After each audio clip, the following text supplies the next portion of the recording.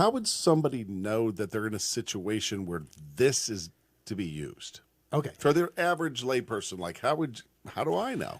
So what it is that with a tax-deferred exchange means if you own an investment property, you're allowed to sell that property and put it into what's called an exchange. In other words, be able to buy more properties. Mm-hmm.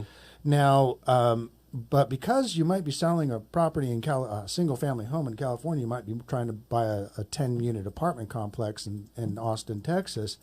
The exchange is done what we call a delayed exchange because it doesn't all happen. It can't happen at the same time normally. In other words, it'd be great to have this one selling, and then the day of closing, these 10 units are under contract and ready to close.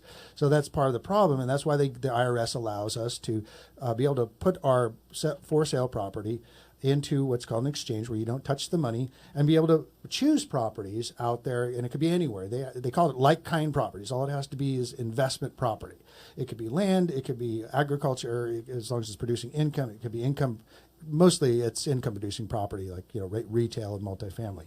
And it happens anywhere from a small scale, like what I'm going to be talking about. It's not a small scale, 1.4 million, but on up to mega millions, where the huge apartment complexes and shopping centers are being done with a 1031 exchange.